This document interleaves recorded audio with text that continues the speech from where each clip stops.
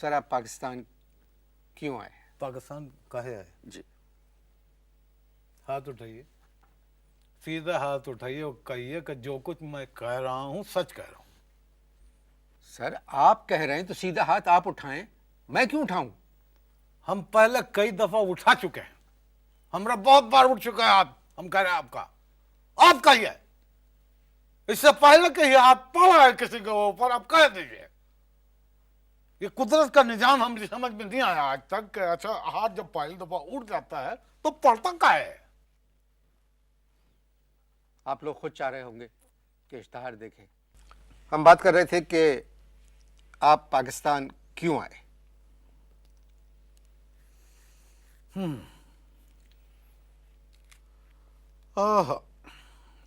کیا یاد دلا دیا۔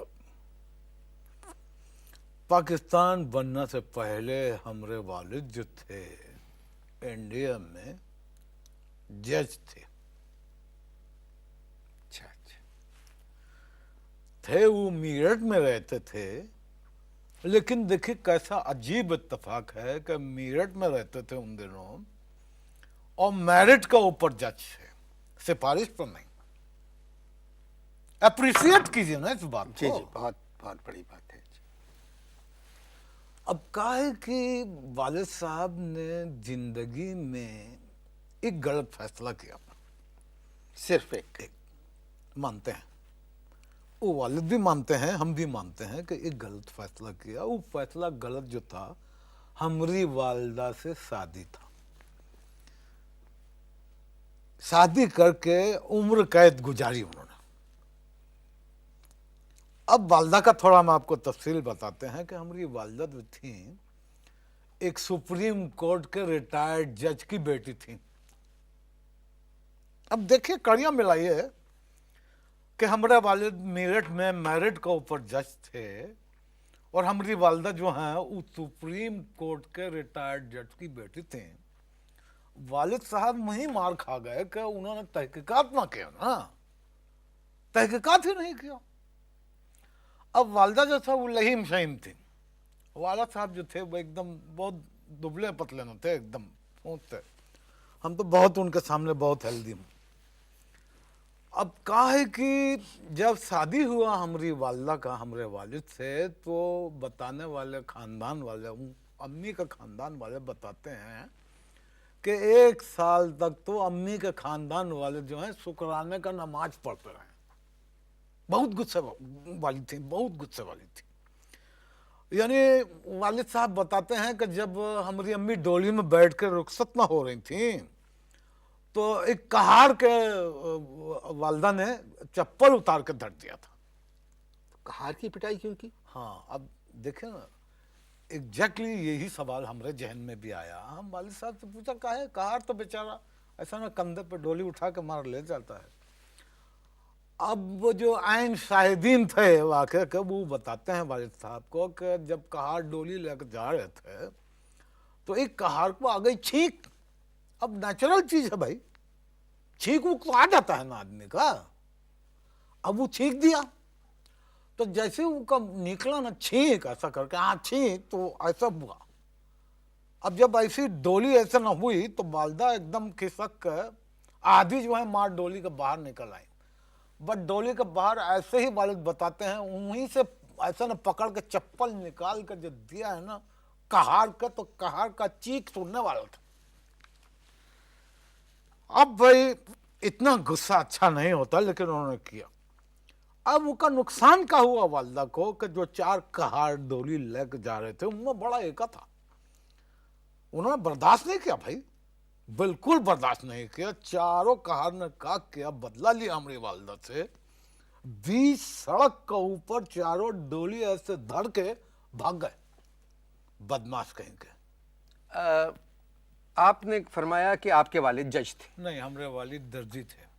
ابھی تو آپ نے کہا جج تھے۔ ہو کا گیا ہے، کہاں ہو گیا ہے؟ آج بالکل آف کلر لگ رہا ہے۔ سر میں گھبرا رہا ہوں کہا ہے کہ پہلی مرتبہ نہیں آف کلر لگ کسی رہا شاعر ہے۔ ایک بات جب بتا چکے ہیں آپ کو کہ ہمارے والد جج تھے، پھر پوچھ رہے ہیں پروگرام کے گھبرا رہا ہوں میں۔ ریپیٹیشن زندگی میں پہلی مرتبہ کسی شارک کی نواسی کا انٹرویو کر رہا ہوں۔ کو हाँ का कहा कुछ नहीं, बस ऐसे ही बोल दिया मैं, ऐसा कोई मतलब नहीं है, जैसे बहुत सी बातों का मतलब अच्छा एक जनरल बात किया जी।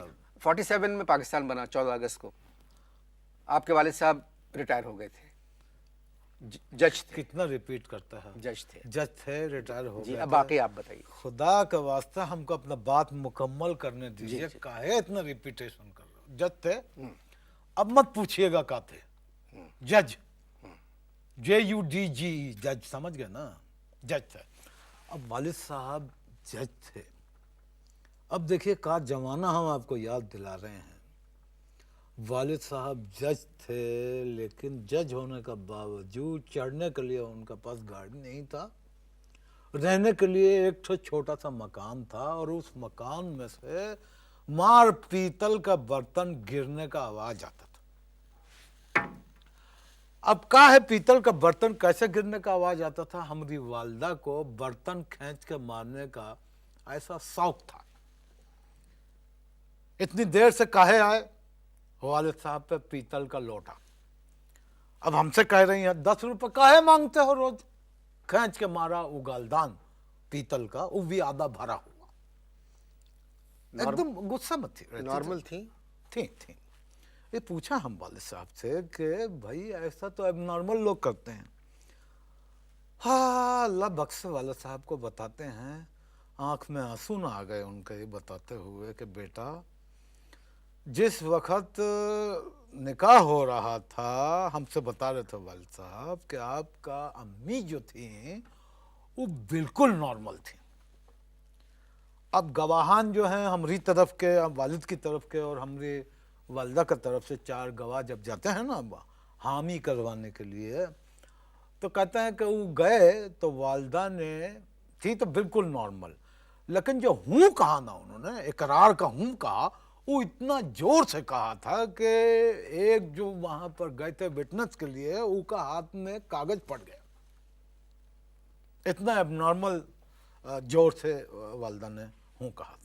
आपने LLB किया पटना से? जी, मैंने LLB किया पटना से। प्रैक्टिस पाकिस्तान आगे जी हाँ, कई उसके बाद तो पटना के बाद कई जगह पर पोस्टिंग रहा वालिद साहब का, तो हम जाना आना रहता था, ऐसा बात नहीं है।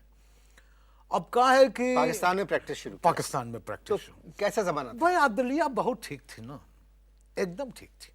हाँ, देखिए वकील अपना काम कर रहे थे, जज साहिबान अपना काम कर रहे थे, वकील जो थे वो क्वार्टर में रहते थे, जज साहिबान जो हैं वो छोटे छोटे मकान में रहते थे। उस जमाने में बड़ा मकान में सिर्फ मुजरिम रहता था, वो भी असली, ये बात थी उस जमाने। सर आबादी भी तो कम थी। आबादी का बात नहीं है मकसूद हुआ, आबादी का बात नहीं है।